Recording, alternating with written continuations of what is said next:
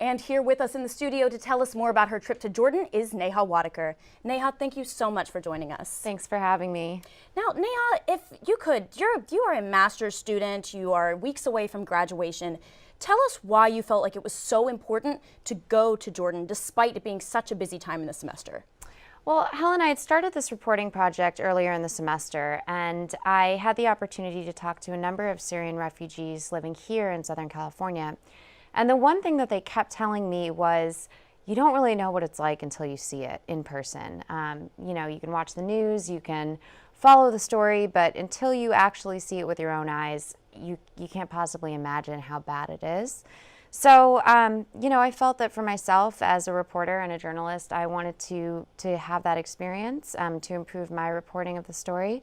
So I took the first opportunity I could to go and visit Jordan. If there is one scene that stands out to you as the most powerful thing that you witnessed while you were on your trip, what would that be? I had the opportunity to talk to a young girl. She was about 20 years old, and she and her family lived in the south of Syria.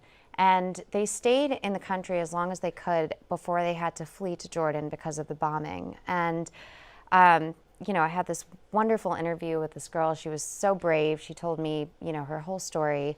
And at the very end, she asked if she could sing a song for Syria. And I believe we actually have footage of that moment here with us today for the audience. Let's take a look. وعلي هاجم بالسيف يا حيف يا حيف وظهرك للعادي وعلي هاجم بالسيف يا حيف يا حيف.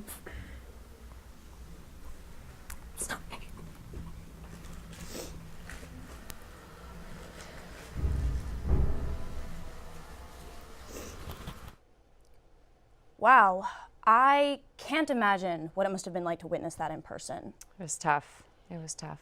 I mean, if there's one thing that you could let Americans here know about the Syrian refugee crisis, what would that be?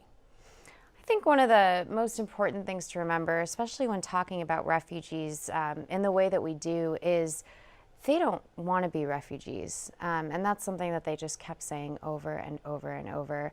They don't want to leave their home. They never wanted to leave their home. All they were fighting for were some very basic human rights. And, as I think we have conversations about closing our borders and how many do we let in and what do we do with all of these people, I think the most important thing to keep in mind is if they could go home today, they would.